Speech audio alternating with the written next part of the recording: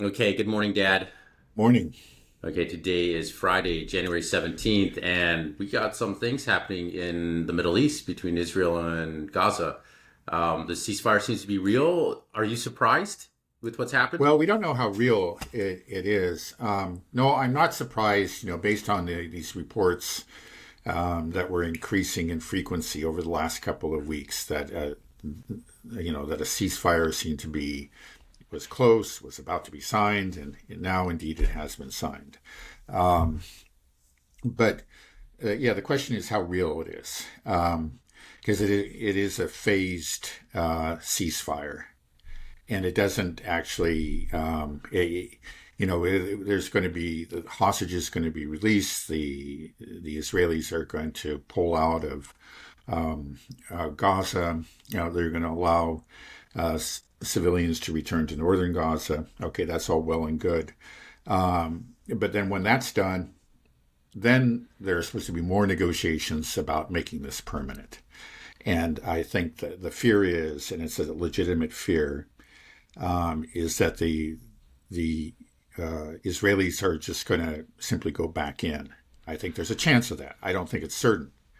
There may be some real resistance at that point. It's a little bit more difficult to go back in than to stay in there if you're already there, right? Um, but there have already been rumors. I don't know if they're, who knows if they're true or not, that actually that Trump made some kind of deal with Netanyahu. And the thing was that, okay, I want you to, you got to sign this ceasefire agreement. Got to let some of the to release some of the hostages. You keep your part, the first part of the bargain, but then you can go back in and I'll support you. Yeah, that's a rumor that's out there, and we'll see. And then you Is that have substantiated rumor in no, any it's not way substantial. by who? So who's saying No, stuff like who that? knows? It's just in Israeli media. I think places like Haaretz, but unnamed sources. So it may not be true. It may not be true.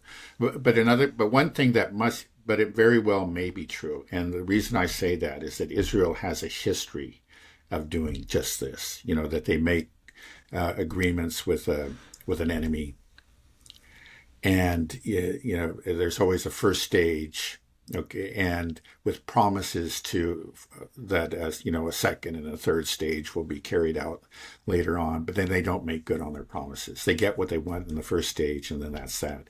The Camp David Accords, in the 1970s, that Jimmy Carter oversaw, and he regrets this, actually. Again, that Jimmy Carter, he was a better ex-president than he was a president. But he said afterwards, that he had promises that that the Israelis would, in the next step after signing this peace accord with Egypt, that they would begin withdrawing from the West Bank, or they would begin negotiations for the creation of a Palestinian state, and that never happened. Or there's the Oslo Accords in the early 1990s, that similarly the Palestinians actually gave up quite a bit with that. It was Yasser Arafat and the PLO at that time. They said they gave up the right to return, which was something that guaranteed under international law.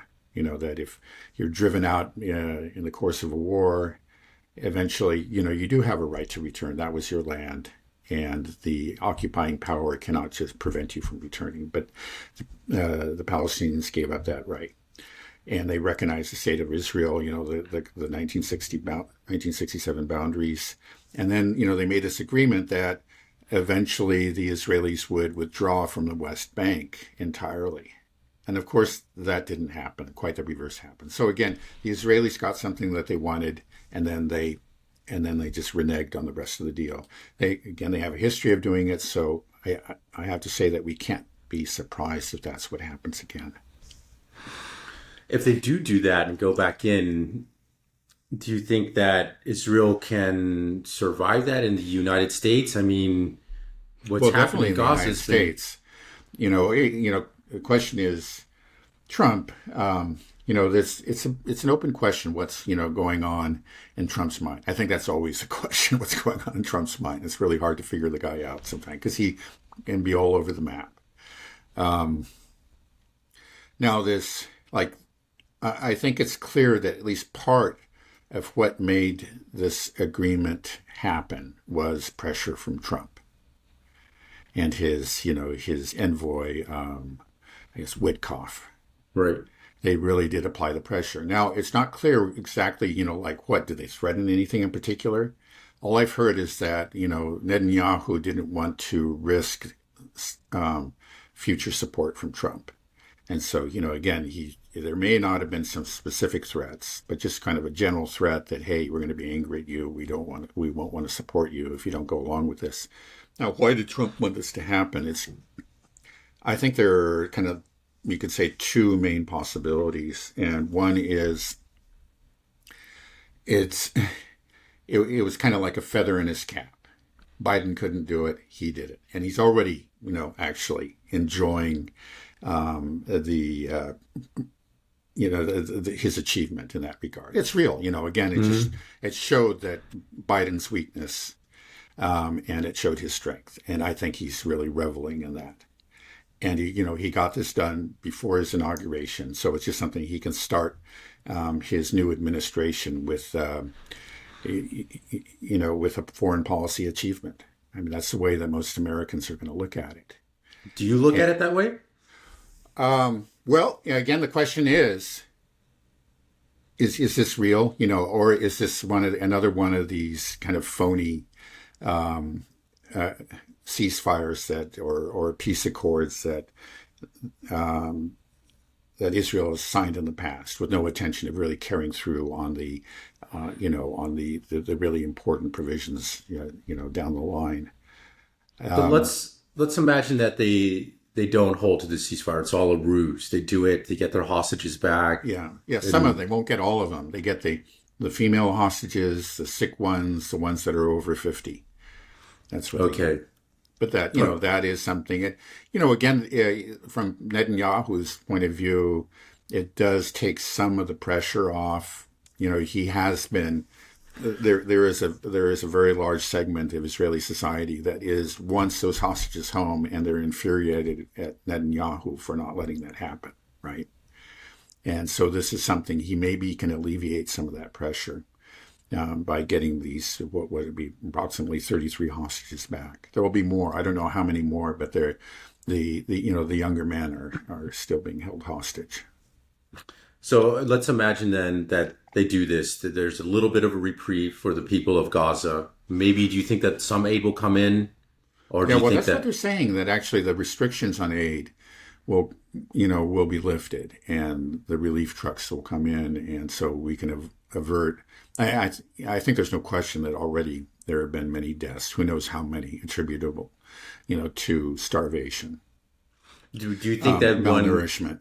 When this relief convoy comes in, will there be journalists or any type of UN officials that will be able to do some type of evidence gathering and well, accounting? I think it's certainly much more possible during a ceasefire than it is during an actual conflict, because if bombs are falling left and right, it's hard to carry out an investigation. Nobody wants to, and especially when there's a chance, this is the horrible truth that you might even be targeted by the Israelis.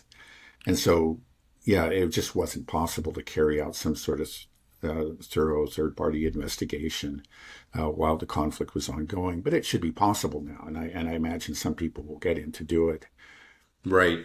Yeah, I heard a stat that more journalists were killed in Gaza than the whole 6 years of World War II, and across the whole. Is that true? Do you know? I don't know how many were killed in World War II, but I think that might be true. I know it's astonishingly, appallingly high. Right. That's insane. That's insane. Yeah. And it's just that fact, and the fact that they've been targeting UN aid workers directly as well. Medical personnel, over 1,000 medical personnel have been killed. And it's clear, again, if you see the statistics, that's just appalling. And it suggests that there was no effort made to avoid killing them, right? And then like virtually every hospital has been destroyed in Gaza, every last one in northern Gaza, and like 90% of the rest of Gaza. They're very, that's just not by accident. And then when you actually look at you investigate and find out the sequence of events, it's clear that those places were targeted. And then in many cases, medical personnel were targeted. They were in ambulances that were clearly marked. And the ambulance was destroyed by a drone. Again, like an FPV drone. So they know exactly what they're looking at. So that kind of thing has happened with, really terrifying, horrifying frequency during this conflict. Mm-hmm. Dad, do you want to close your blind? I just feel like the light is going to slowly get across your whole face. I did close the blind. You did close it? Okay, yeah, I was just checking. Yeah. All right. Well, okay, you're good then. Yeah. Okay, then let me, let's humor me and let's play out two hypothetical scenarios, with the ceasefire. Mm-hmm. One is you propose that this is just something temporary, a ruse essentially by the Israelis. Yeah, maybe. I don't know for sure. Right. I hope it isn't, but right. But so that's one, and then the other one is that it does hold. So let's play with your first theory that you proposed. So if this does happen, if we do have a temporary ceasefire and then Israel goes back in, won't this be more damning for Israel though as well if there is a certain break and maybe there is some evidence? And first of all, what you're doing to the people of Gaza, they can't really suffer anymore. They'll get a temporary reprieve and then they come back in and just keep on bombing. Yeah, I think public opinion of Israel will suffer even more after this. It's hard to imagine it, and I just don't see it actually being a benefit for the Israelis. And then you have the axis of resistance will start to get their wheels turning. The Houthis may continue to fire missiles into Tel Aviv. Hezbollah will start shooting rockets. Iran might get involved again. So, what are your thoughts? Do you think I think you're right. I mean, there will be resistance to breaking the ceasefire, to going back into Gaza, and they will pay a price for it. There's no question about it. At the same time, there are very powerful forces within Israel, and I think this probably includes Netanyahu himself, that do want to go back in. They feel like this is in general, the view within Israel is that this is a bad deal. I mean, overall, I think that's a majority opinion. That's not just the extremists. And the extremists, the Smotriches and the Ben-Gvirs, are livid. They're just completely, up in arms. And I think I saw this morning that Ben-Gvir has already resigned and is pulling out of the coalition. Smotrich has said that he will stay, but it's on the understanding that they will go back in. We see there are these, we're looking at it from the reasonable kind of more international point of view, but within Israel, it's something completely different. There isn't really, they feel like it's a job that hasn't been completed. They haven't destroyed Hamas, and then the settler people, the extreme Zionists, we're looking, at least northern Gaza as new territory for Israeli settlement and expansion, and now they're having it snatched away from it, and they I think they're going to potentially, to respond violently if the ceasefire actually holds. So, again, let's not forget that, we're seeing this again from a, kind of a rational and, more or less objective point of view. This is going to hurt Israel. But within Israel, this is actually, it's not so clear that this agreement, this ceasefire, is going to help Netanyahu. He may feel that for domestic political reasons, he needs to go back in, and he just may do it. Right. Yeah, because if he doesn't go back in, then if this war stops, does that mean that his the criminal cases against him will proceed, and then he'll just be viewed as the person that committed half a genocide, and it destroyed Israeli public opinion? World opinion of Israel. Right. Well, it seems like the Israelis, most of them don't care. I mean, like some of the people who write for Haaretz obviously care about that, but most Israelis is just like, you're just giving a big finger to the rest of the world. Otherwise, how would they be doing this? Well, I think, as I mentioned last time, there has been kind of a shift within domestic politics, which has changed, it has made Netanyahu's position more secure. Before, if if Smotrich and Ben-Gvir pulled out, he would have to just completely dissolve the coalition and hold elections. But apparently, he's brought in other people. There are other things he can do to keep his coalition going. I think that again is one of the reasons why we saw him agree to this deal. In the past, he hasn't.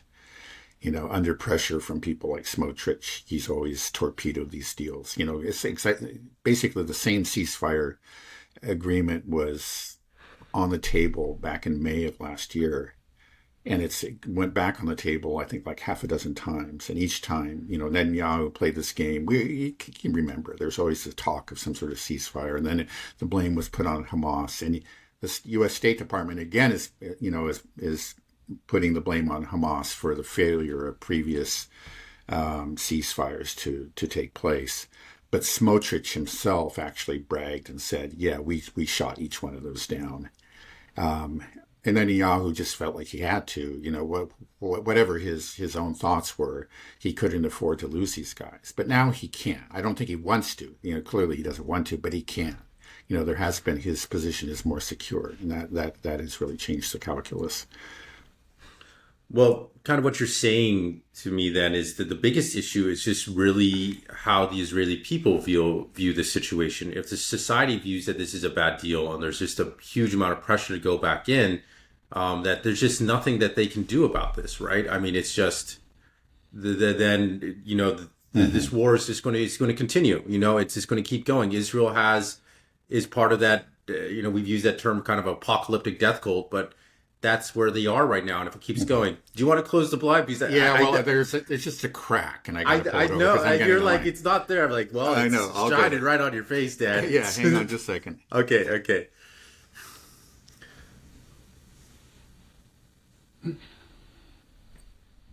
Okay, good. Yeah. Okay, that's better. It's actually getting kind of hot right on my face right there. So yeah, well, it was annoying me a little bit. I was going to bring it up again. Anyway, so where were we? I was just saying that it's just this mindset Israeli society have. That's the root of all this problems. That this problem is just going to keep continuing until we have the destruction of Israel, or Israel blows up the whole Middle East. That's basically, nothing has really changed in the grand scheme of things. Right. Yeah. I mean, it's the vision of a greater Israel, at the expense of all the people that currently, occupy those lands that they plan to take. It's just taken root in Israel. It was always there, but it's just sort of like it's now flowering. It was there with the original Zionist settlers, and it accounts for the Nakba and so on. But now it's kind of, it's just it's taking it used to be covert. It used to be incremental. Like we've discussed this many times. The Zionists were always in charge, but they were careful Zionists, and they knew that it was important to maintain support from other foreign powers and not to go too quickly. But that all caution has been thrown to the winds now, and it's clear that this apocalyptic death cult really is in charge, or is perhaps the major force within Israel. And there's not a whole lot of resistance to it. There's very little resistance. There are some people who clearly would prefer to slow down, but that's not real resistance. So, we're looking at that's a problem that won't go away, and it seems like there is no happy ending to it. It's going to end in some sort of conflagration of one sort or another. One possibility is that we don't know, but there aren't any indications of this. But maybe what Netanyahu is thinking is, okay, let's okay, let's just kind of at least temporarily pull out of Gaza, and then we're going to focus on Iran. That's always been, the for him the golden ring, is what it's his life's work is to overthrow the regime as he sees it in Iran. Um, it's the Gaza conflict, though it was so lopsided, it really did cost the IDF. I mean, even in northern Gaza, where they, pretty much had a free fire zone and whatever, up until right up through the last couple of weeks, they've been losing soldiers. A few soldiers being killed every week. And that's significant for the IDF. Again, Israel is a much smaller country. So if you kind of look at it and, it's maybe Jewish Israelis are maybe 1/40th of the population of the United States. So maybe you can take like Israeli casualties or deaths and multiply it by 40 to get a sense of what the political impact is within Israel. And then when you look at it that way, it's really quite significant. They've according to their own statistics, nearly 1,000 IDF soldiers have been killed. I mean, the one thing that I think could potentially save Israel is just if the U.S., if Trump really does have the backbone to just say, no, we're just not giving you any more weapons. And then they just can't do it. Their whole air fleet is... Yeah, no, that's true. U.S. Right. Yeah, U.S. planes, right. U.S. bombs. It's all U.S. Yeah. So I think that's the only hope. You're right, and that's always been true. And as many people have pointed out, it makes the U.S. role in this, just all the more inexcusable. It's because we were the ones that could have stopped it. Maybe like when after October 7th, there was just no stopping the Israelis. They were just in a state of fear and rage, and they were going to do something crazy. But we weren't. We don't have that. Our government never had that excuse. We were the rational observers, or should have been, honest, who could have just stepped in and say, hey, I understand, but this is not good for you, or the world. We cannot support you. But of course, Biden gave that blank check, figuratively speaking, to Netanyahu, and we've seen the results. So in a way, you can even argue that the guilt is even greater on the U.S. side, because it's so, there's just no justification for it. It's just like fear of losing donor money. That's maybe it. This is, okay, we're going to have a genocide because I might lose the election, or I might not get my, my big checks for my Zionist mega donors. That, right. Yeah, it's in a way, it's easier to excuse, the Israelis. So you say, okay, they're unhinged, but you kind of understand why they're unhinged. But it's our job to kind of settle them down, and we just didn't do it. No, we just supported all their worst tendencies. Right. I mean, Biden just gave Netanyahu a blank check in October when he went to Israel the first time. But it doesn't seem like Trump is going to be doing the same thing. Do you think Trump is potentially threatening cutting off arms if they continue something like this? I mean, it just seems like... it's who knows? Again, it's just like with Trump. Again, I think I actually didn't complete my thought earlier. I said there was like two ways of looking at two possibilities, main possibilities of what's going on in Trump's mind. And one is that this is personal. And I think often with Trump, things are personal. It's about his own ego and image, and it's about some other guy that's really annoying him, and he wants to teach a lesson. And perhaps that's what we're looking at right here. I mean, there were rumors that he got angry at Netanyahu for recognizing Biden as president back in 2020. And he may just say this is payback, and then also, like I said, this is like a feather in his cap.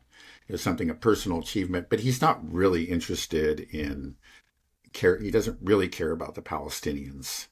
And he won't care if, like, farther down the road, Netanyahu goes back in there, and then he'll just, you'll get more fiery anti-Hamas rhetoric from Trump. I think that's really possible. I think it's actually almost likely. That's what I'll say.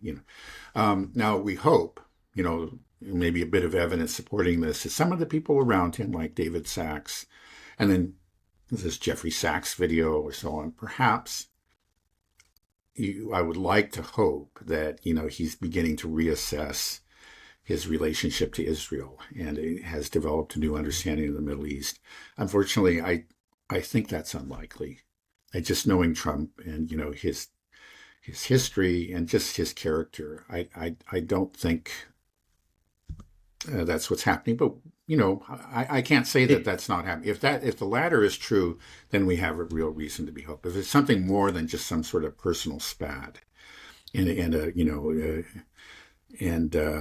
his own ego, then we may see some real friction. And like I said, that he is in a better position to take on Netanyahu and the Israeli government than Biden was, because he really secured his right flank. He's come out as like a Zionist, and there's really, at least in the immediate future, it would be very, very hard to attack him as being somehow a Hamas sympathizer or anything less than an ardent Zionist. But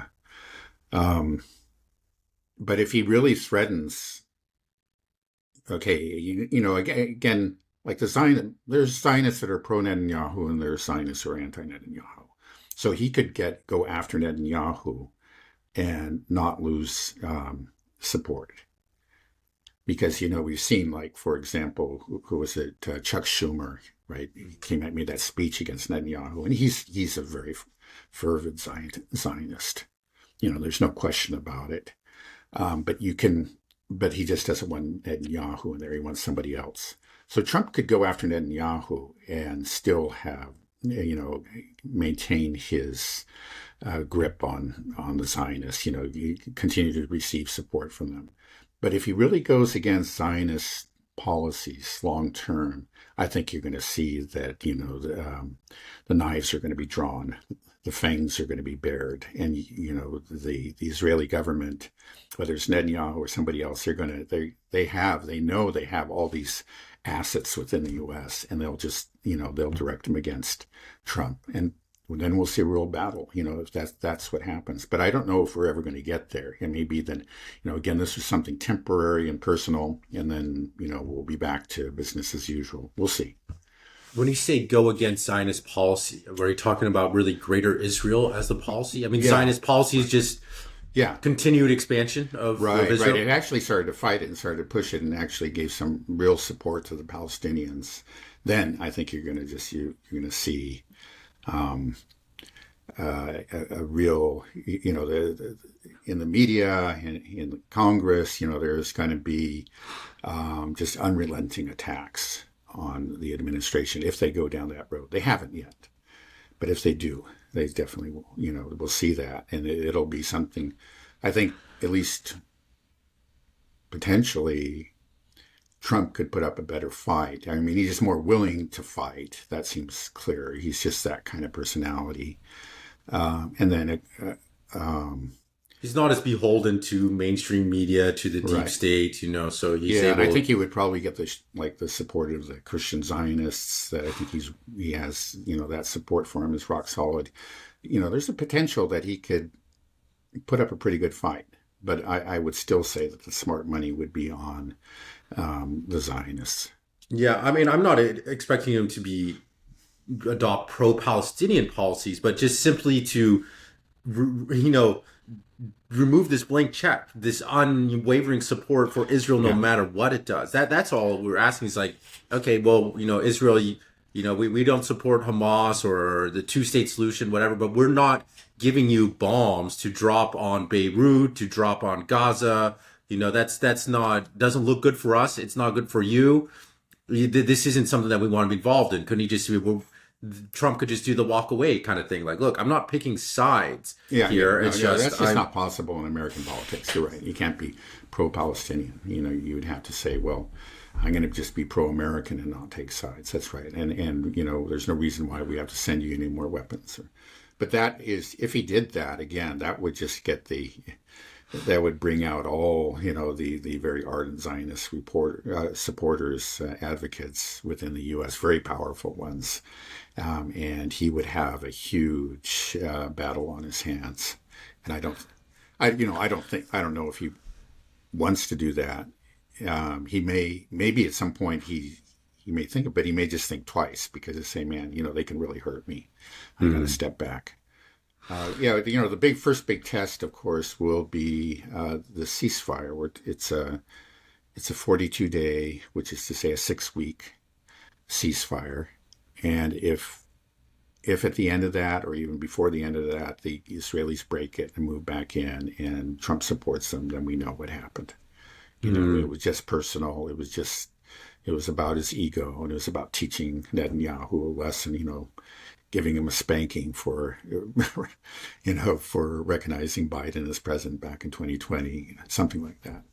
Right. It could very well be nothing more than that. We'll have to see. I hope it's more than that.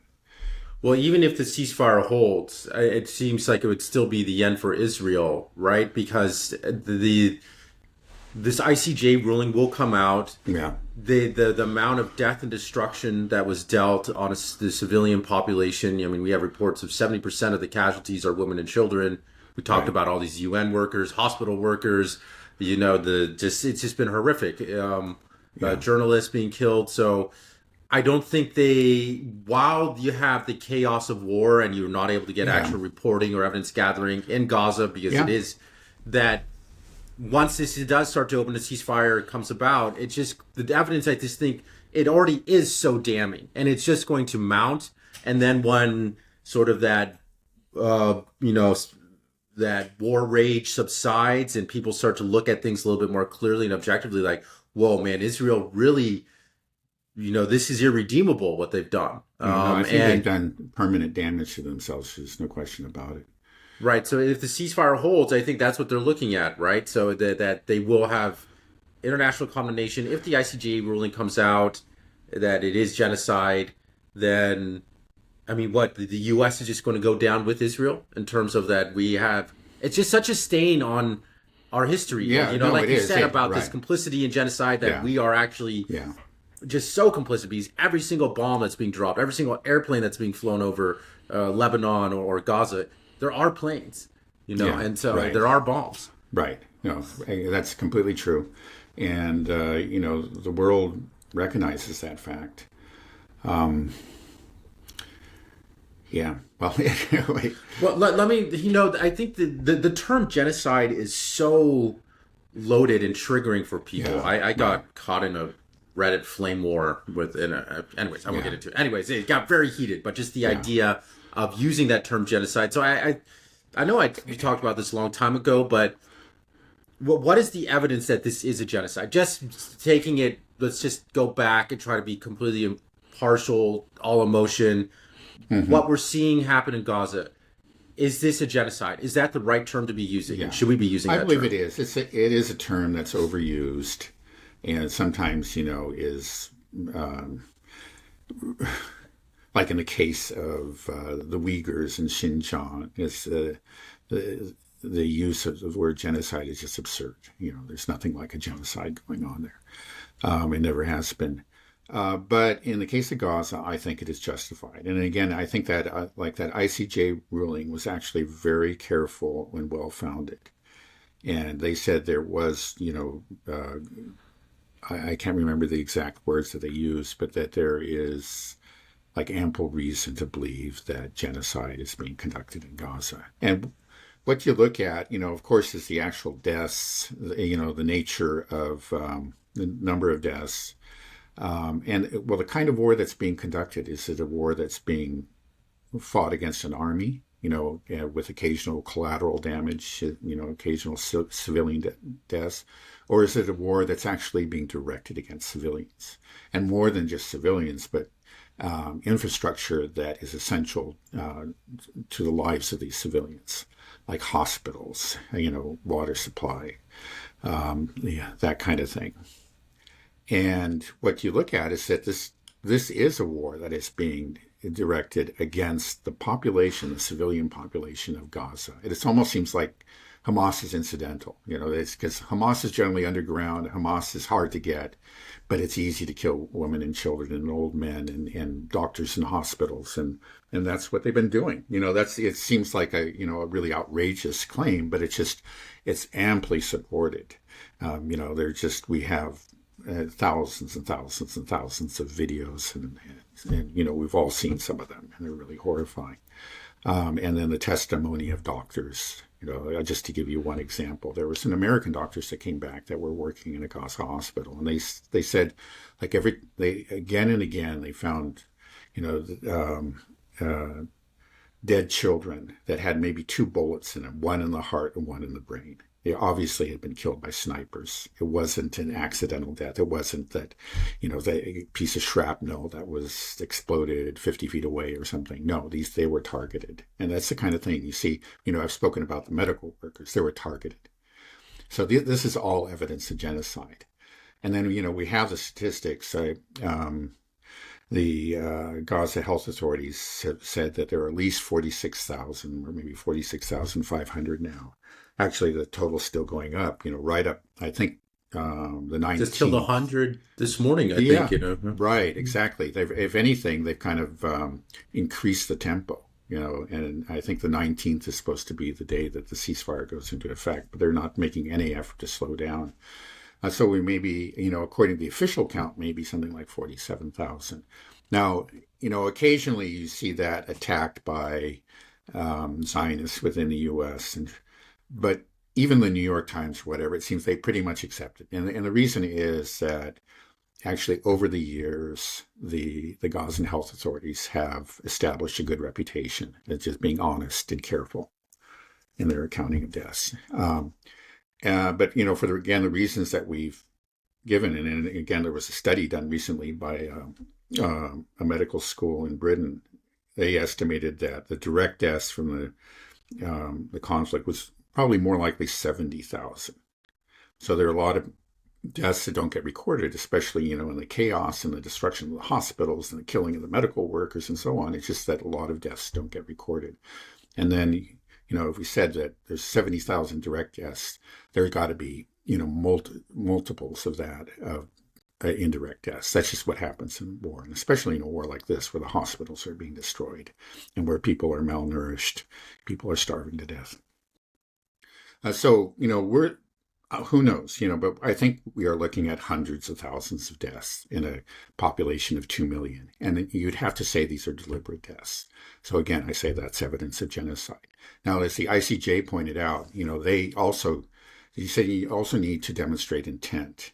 And that's there too, because you have everybody from Netanyahu on down actually saying we're just going to kill them. They're human animals. I think that was Gallant. He's supposed to be the kind of the more lefty, liberal IDF leader, but that's what he said. He referred to them as human animals at the beginning, and then of course Netanyahu cited Amalek, from the Old Testament book, and it goes on and on. There are many, many statements. And actually, just a couple of weeks ago, more statements were made to this effect.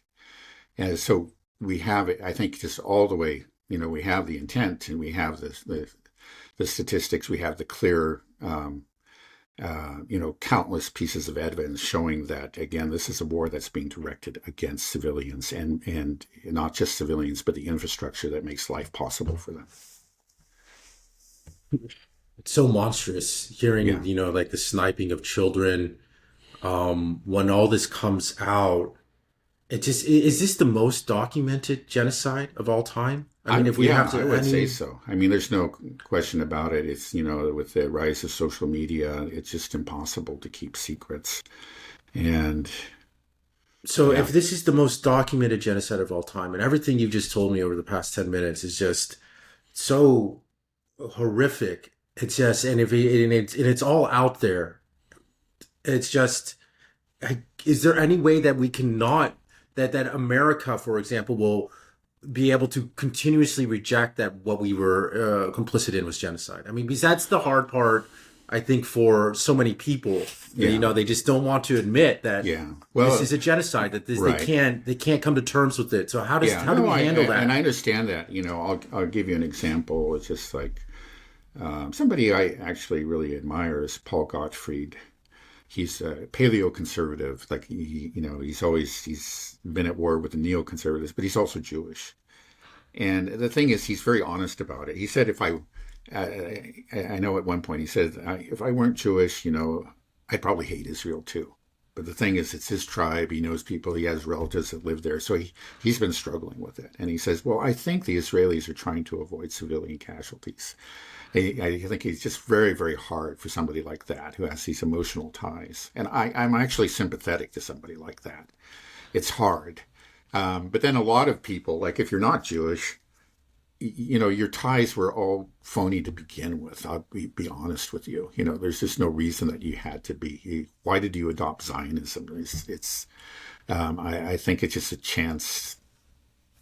In many cases, I think it gives people some kind of vicarious pleasure.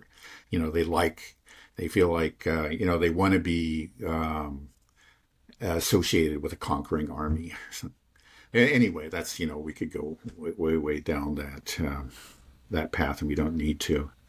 Anyway, what were we talking about? I'm just kind of grappling with the fact that everything you told me, right, that this is a genocide, that it's undeniable. Right. If the ICJ ruling also comes out, like how does a country like America handle something like that? Yeah. And well, I guess what I was just about to say, that there are a lot of people that are in a bubble who don't want to believe it for different reasons. And they do also, and it's if they don't want to believe it, they don't want to hear about it, they can avoid it. They can watch Fox News, or for that matter, CNN or whatever. It's just mainstream news, read mainstream papers, and they will be protected from those thoughts and from that information. And so you can do it. And a lot of people will continue to do that. But at the edges, and especially among younger people, who just, for them, the default news source is social media. It is TikTok and it is X and so on. And if you're there, it's hard not to see some things. And if you are at all open to the truth, you're going to click on something at some point, and you're going to go down that path, and you're going to become a witness to the horrors. And that clearly has already happened among many young people. Right. But you don't think that, you're saying that a lot of people in America, they'll just be able to stick their head in the sand. Oh, yeah. But they're doing that already. Yeah. Right. They're doing that now. But I'm just saying, as this progresses, and it just, the evidence is overwhelming. And then we have these international institutions all saying this, maybe countries all begin to sanction it. America will be the only country in the world with its head stuck in the sand. And it can't do that forever, right? There has to become. Yeah, I don't think it can do that forever, but it may do that for a long time. It may take generational change but maybe it'll come sooner than I expect. There's at this point, though, it just seems like the support for Israel is rock solid. It's not at all soft. And, just the other day, when we were driving back from Georgia, way out there in rural North Carolina, I see an Israeli flag flying. And you just don't, the support is real, it's intense, and it goes, and you find it across the political spectrum, and in all sectors of society. So, we're talking about rural North Carolina, but then we're also talking about Chuck Schumer, a very wealthy Jewish residents of New York, politicians and university administrators and so on. And these people are all just very seriously devoted to Israel, and they're not going to disappear in the short run. They've got their hands on the levers of power, and they're not going to let go. So I don't see any shift in the short run in the next few years. It would take something extraordinary, but we may see something extraordinary, like maybe the use of a nuclear bomb or something, or some real conflagration in the Middle East that really hurts the U.S., and a real turning against Israel, like within Europe, even among our allies.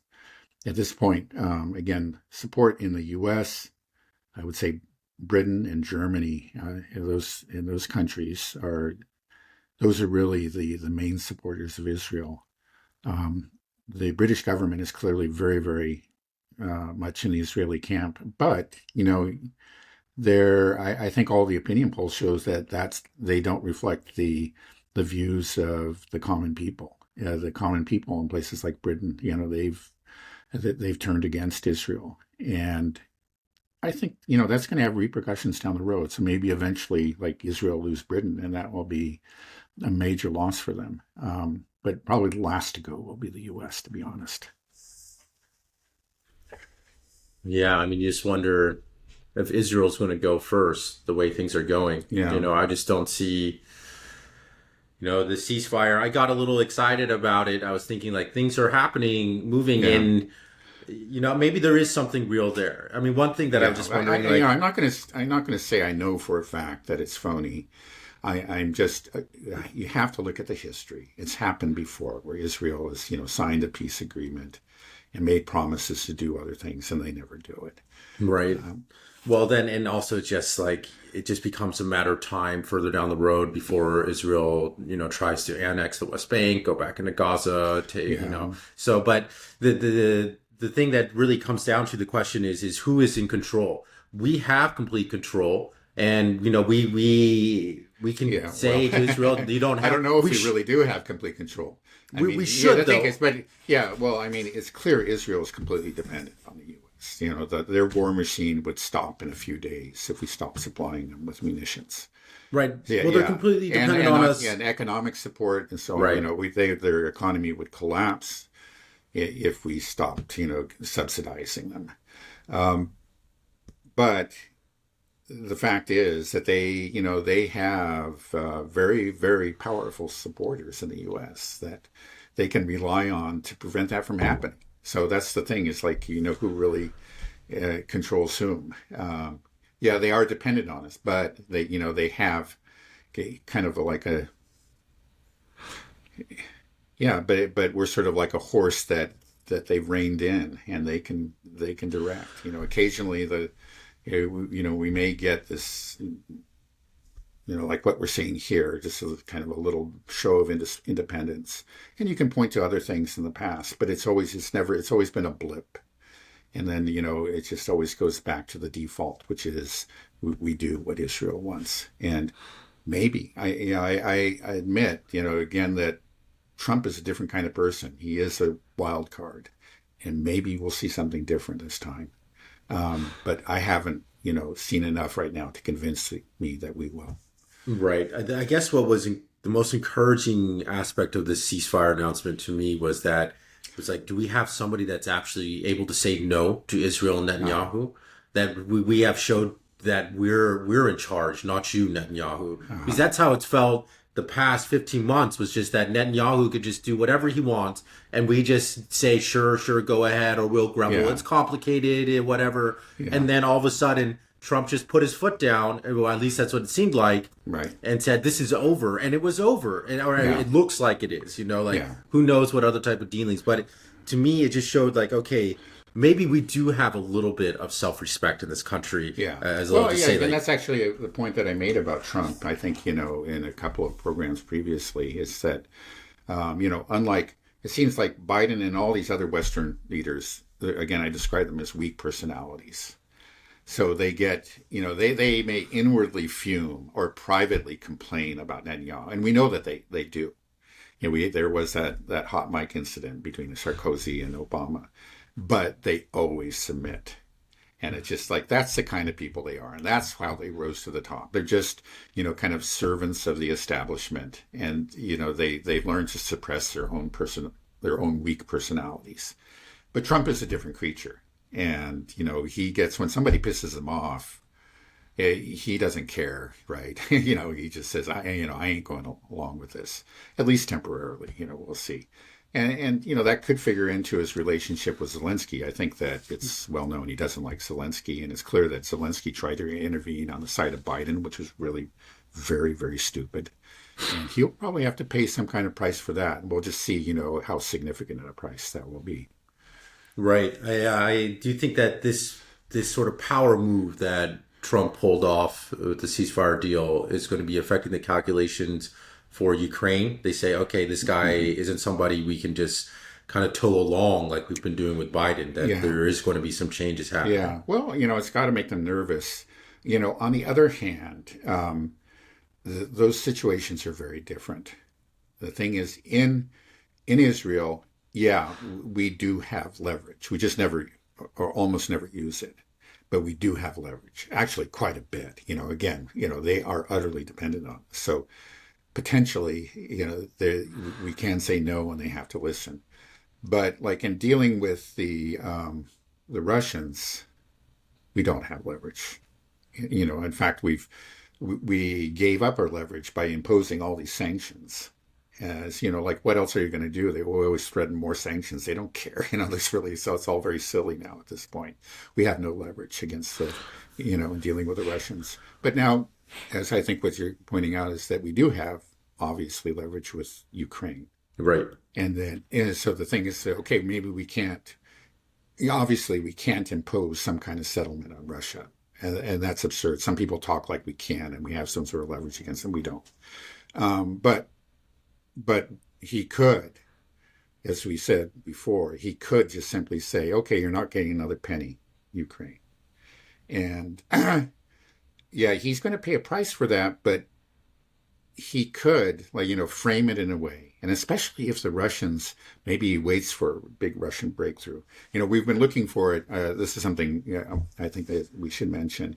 There were signs that maybe there was going to be some sort of major Russian offensive starting back in December. But the winter has been unusually warm in Ukraine. And that actually extends to Moscow, where your sister is. And she's saying, yeah, we're just not even having a winter. So what I've heard is that in Ukraine, it's all mud. It's just not the time for an offensive. So maybe the Russians had planned one. But at some point, the cold weather is probably going to come back in. The ground will freeze. And perhaps we'll see one. And if it's a very successful one, or they don't even need to have a major offensive, but just the fact that they've broken through all the fortifications and there's pretty much it's just open steppe all the way to the Dnieper. We're going to see until 2025. We've seen an acceleration in the Russian advances all through 2024, and that can just continue and actually intensify in 2025 to the point where, again, it's just understood, even by the most diehard and the most delusional Ukraine supporters, that Ukraine is losing. And that'll make it easier for Trump to walk away from it. And then we've always said that he doesn't have to be pro-Russian at all. He can be anti-Russian, but he can just say, be pro-American. That's very much in keeping with his philosophy. Just say that we shouldn't be wasting money on this losing cause. This money needs to stay home. We've had these disasters. We need to rebuild here. And I think he could get a lot of support if he plays it right. Yeah, you're saying that if this happens, that they're start moving past towards the Dnieper, that even the most staunch Ukrainian supporter will come to that realization. But sometimes I wonder if that's really true. I mean, I just saw Keir Starmer just signed like 100-year the agreement of defense support to Ukraine. 100-year agreement at this stage of a country that's probably not going to exist by the end of the year. Like, well, it's such a dumb move. Yeah, I mean, politically, it just makes you look stupid, weak. Right. I mean, what's going on here? Keir Starmer's his approval ratings might be single digits. They're definitely below 20%. I mean, there really is a yawning gap now between the elite in Europe and the populace. These policies are not popular in Europe. They're probably more popular in England. That has to be admitted. I was looking at a poll recently, and it showed that some of the most extreme support for Ukraine you found in the UK, within Europe. And then I think you also find it in the Scandinavian countries and the Baltic countries. That's how it goes. But then it's the other countries, it's really starting to shift very strongly away. I think I mentioned in Italy, it's like 4-1 against supporting Ukraine. And then interestingly, though, the support for Ukraine is really softened within the U.S. So it's not, it's still majority, but just barely a majority support for Ukraine. But this was actually a poll on attitudes towards Russia, and you found something like is really quite extraordinary, but over 30% of Americans actually have a positive view of Russia. Now, it's much lower in the UK, and it's going to be much lower in places like Northern Europe.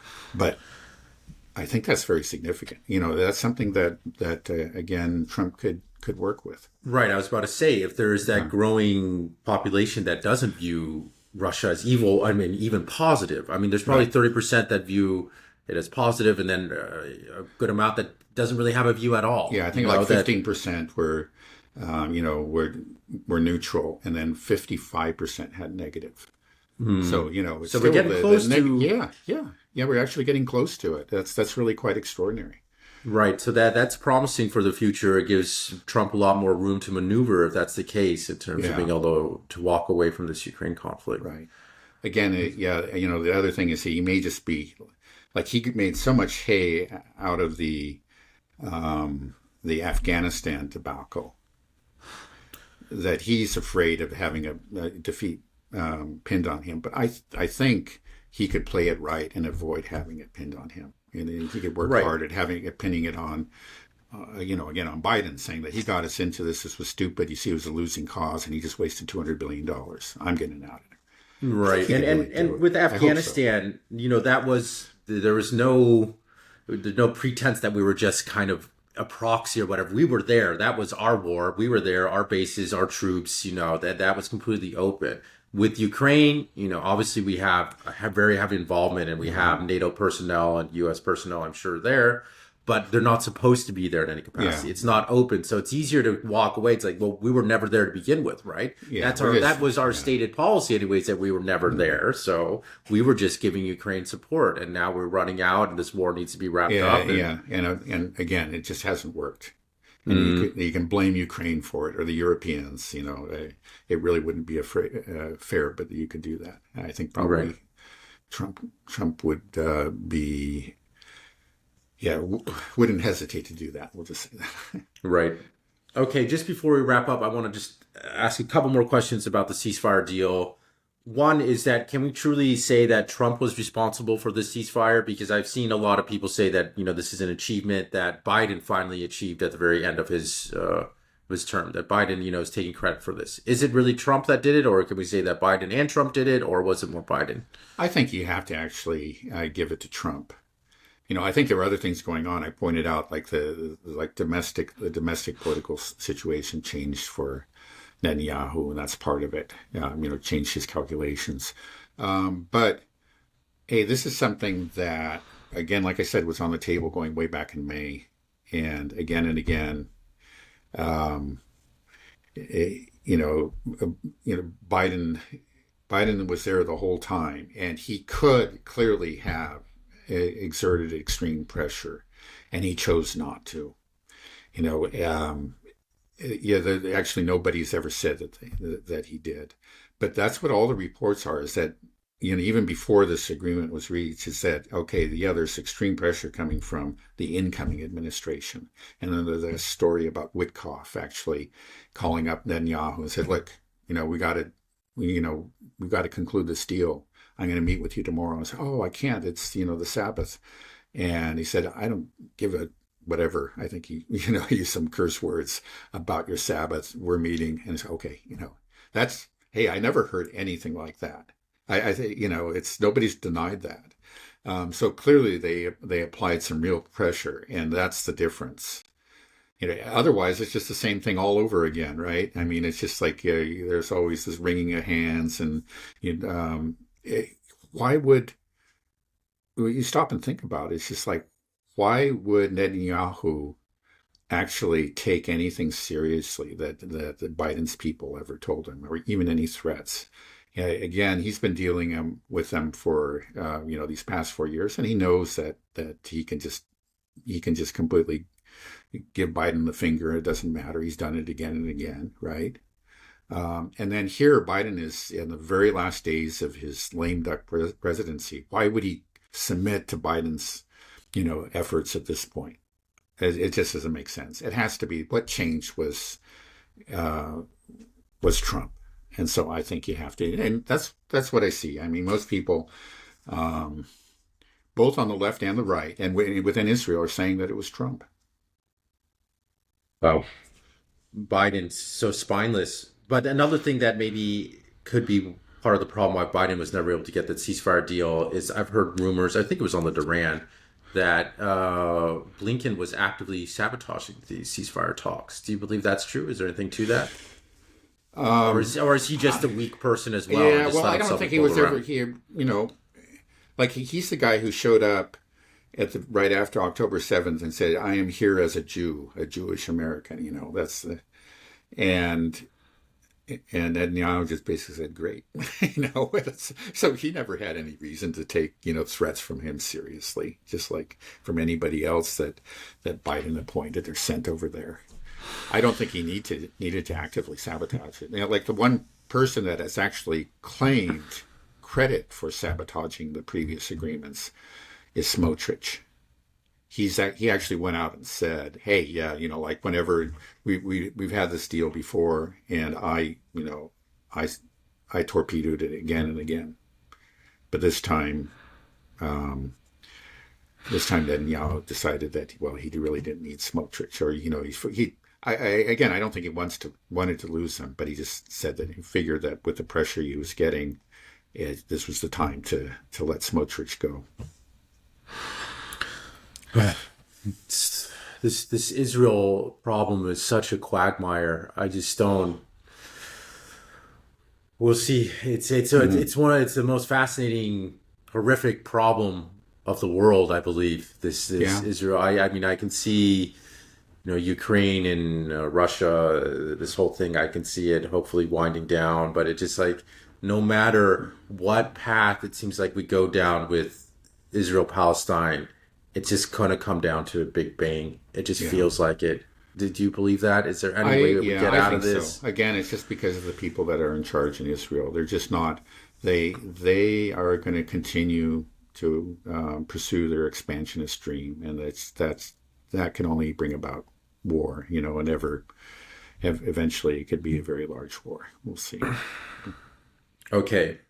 All right, Dad. Well, I think we can end it there. Okay. All right. Have a good rest of your day and a good weekend. You too. Okay. Bye-bye. Bye.